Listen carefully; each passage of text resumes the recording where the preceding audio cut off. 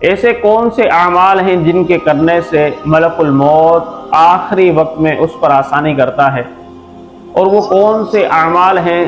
جن کے کرنے کی وجہ سے ملک الموت آخری وقت میں انتہائی سختی کرتا ہے۔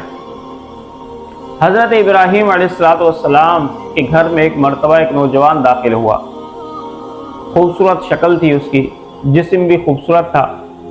حضرت ابراہیم علیہ السلام نے جب اس کو دیکھا تو کہا کہ اے نوجوان، تم بغیر اجازت کے گھر میں داخل ہو گئے؟ تو اس نوجوان نے حضرت ابراہیم سے کہا، اے ابراہیم، میں وہ ہوں کہ جس کو گھر کے مالک سے اجازت لینے کی ضرورت نہیں ہوتی۔ حضرت ابراہیم فرمانے لگے، اچھا تم ملک الموت ہو؟ تو وہ کہنے لگا ہاں۔ حضرت ابراہیم نے فرمایا، لیکن میں نے جو تمہاری صفات پڑھی وہ تمہارے اندر نظر نہیں آ رہی۔ تو ملک الموت کہنے لگا، اے ابراہیم، آپ تو اللہ کے نبی ہیں، نیک شخصیت ہیں، برگزیدہ بندے ہیں، اس لیے میں آپ کے سامنے حسین و جمیل چہرے کے ساتھ آیا ہوں، لیکن ہاں میں بدکاروں کے سامنے، فاسقوں فاجروں کے سامنے جب جاتا ہوں تو انتہائی کریہا شکل کے اندر ان کے سامنے جاتا ہوں کہ جسے دیکھ کر لوگ ڈر جاتے ہیں اور وہ موت کو ناپسند کرنے لگ جاتے ہیں۔ حضرت ابراہیم نے فرمایا، اچھا وہ شکل دکھاؤ تو صحیح کہ تم فاسقوں فاجروں بدکاروں کے سامنے کس شکل میں جاتے ہو؟ تو حضرت ابراہیم علیہ السلام سے ملک الموت نے کہا کہ آپ دیکھیے آپ۔ تو اس نوجوان نے پیٹھ پھیری۔ جب پیٹھ پھیری تو آپ حضرت ابراہیم کیا دیکھتے ہیں کہ اس کے جسم کے ہر بال جو ہے وہ تیر کی طرح سیدھا اور نوکیلا ہے، اور پھر سر سے، آنکھوں سے، منہ سے، کانوں سے اس کے آگ نکل رہی تھی اور انتہائی کالا جسم تھا۔ تو حضرت ابراہیم ملک الموت کا یہ جسم دیکھ کر ڈر گئے۔ جب آپ ڈرے تو ملک الموت نے فوراً ہی اپنے جسم کو پھیر لیا، اور ملک الموت نے کہا کہ اے ابراہیم، یہ ہے میری ہیبت ناک شکل کہ جب میں کسی فاسق اور فاجر کے سامنے جاتا ہوں تو انتہائی کریہا شکل کے اندر ان کی روح کو نکالتا ہوں، اور جو نیک لوگ ہوتے ہیں میں ان کی روح کو انتہائی آسانی کے ساتھ نکالتا ہوں، حتیٰ کہ ان کو کوئی تکلیف نہیں ہوتی۔ ایک حدیث کے اندر آتا ہے کہ جو نیک شخص ہوتا ہے جب اس کا آخری وقت آتا ہے تو ملک الموت سفید لباس کے اندر خوبصورت چہرے کے ساتھ اس کے سامنے حاضر ہوتا ہے، اور پھر جنتی ملائکہ بھی اس کے ساتھ آتے ہیں جو قطار در قطار ہوتے ہیں، ان کے لباس بھی انتہائی سفید اور خوبصورت ہوتے ہیں، حتیٰ کہ وہ جنت کی خوشبو بھی لے کر آتے ہیں، جنت کا کفن بھی لے کر آتے ہیں۔ تو جب مرنے والا ملک الموت کو اچھی شکل میں دیکھتا ہے تو وہ خوش ہو جاتا ہے، اور پھر یہ چاہتا ہے کہ میری روح جو ہے وہ جلدی سے قبض ہو جائے، اور حضرت ملک الموت اس کے دائیں جانب بیٹھ جاتا ہے اور کہتا ہے، اے بندے، اے پاک روح،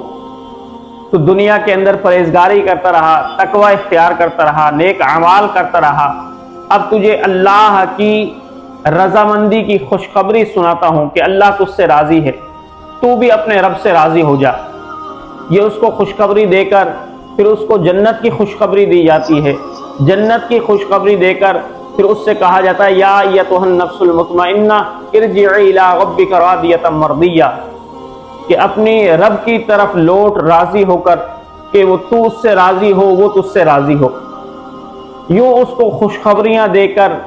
اور پھر ایک حدیث کے اندر آتا ہے جنت کا گلدستہ بھی لایا جاتا ہے پھولوں کا، اور اس مرنے والے کو سنگایا جاتا ہے۔ جیسے ہی وہ گلدستہ پھولوں کا سونگتا ہے،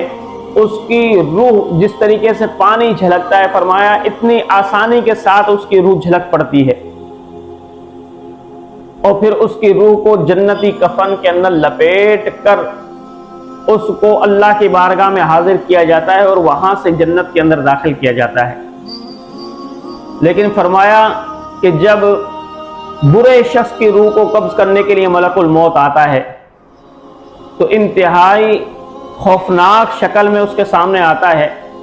اور پھر جسم بھی سیاہ ہوتا ہے، چہرہ بھی سیاہ ہوتا ہے، آنکھوں سے اور منہ سے آگ نکل رہی ہوتی ہے، تو ایسے ہیبتناک شکل میں جب اس کے سامنے ظاہر ہوتا ہے تو وہ مرنے والا چاہتا ہے کہ میری موت واقع نہ ہو، مجھے مہلت مل جائے۔ پھر وہ موت کو ناپسند کرنے لگ جاتا ہے، اللہ کی ملاقات کو بھی ناپسند کرنے لگ جاتا ہے۔ پھر اس کے ساتھ ملک الموت کے جہنم کے ملائکہ بھی آتے ہیں، ان کے لباس بھی سیاہ ہوتے ہیں اور ان کے پاس جہنم کا ایک کفن ہوتا ہے اور جو بدبودار ہوتا ہے۔ تو ملک الموت اس خبیث آدمی سے، فاسق و فاجر آدمی سے مخاطب ہوتا ہے کہ ایک خبیث روح خبیث جسم سے نکل، اس خوشخبری کے ساتھ کہ اللہ تجھ سے راضی نہیں اور تو بھی اللہ سے راضی نہیں۔ اس حالت کے اندر ملک الموت اس فاسق اور فاجر کی روح کو قبض کرتی ہے، جس کے اندر آیا جیسے آپ اندر کوئی کانٹوں کی جھاڑی داخل کر دیں پیٹ میں اور پھر اس کو کھینچیں تو وہ انتڑیاں اور گوشت سب کھینچتی ہوئی وہ جھاڑیاں لے کر آ جائے۔ فرمایا ملک الموت فاسق و فاجر کی روح کو ایسے قبض کرتا ہے، یعنی اس کی جب روح نکلتی ہے اس کو انتہائی تکلیف ہوتی ہے اور ایسی تکلیف ہوتی ہے کہ پوری زندگی اس نے ایسی تکلیف برداشت نہیں کی ہوگی۔ اور علماء کرام فرماتے ہیں کہ کچھ اسباب ہیں کہ اگر آپ ان پر عمل کرو گے تو آپ کی موت اچھی ہوگی، اور اگر آپ ان پر عمل نہیں کرو گے تو پھر آپ کی موت انتہائی بری ہوگی۔ چار کون سے سبب ہیں جن کی وجہ سے موت کے وقت آسانی کی جاتی ہے؟ فرمایا ایک ہے نماز وقت پر ادا کرنا، دوسری چیز ہے ماں باپ کی فرمانبرداری کرنا، تیسری چیز ہے کسی مسلمان کو اذیت نہ دینا، چوتھی چیز ہے شراب نوشی نہ کرنا۔ فرمایا یہ چار چیزیں ایسی ہیں کہ اگر کوئی شخص ان چیزوں پر عمل کرے، یعنی نماز وقت پر پڑھے، شراب نہ پیے، ماں باپ کی فرمانبرداری کرے اور مسلمان کو اذیت نہ دے بلکہ ان کو راحت دے، سکون دے، چین دے، تو فرمایا اس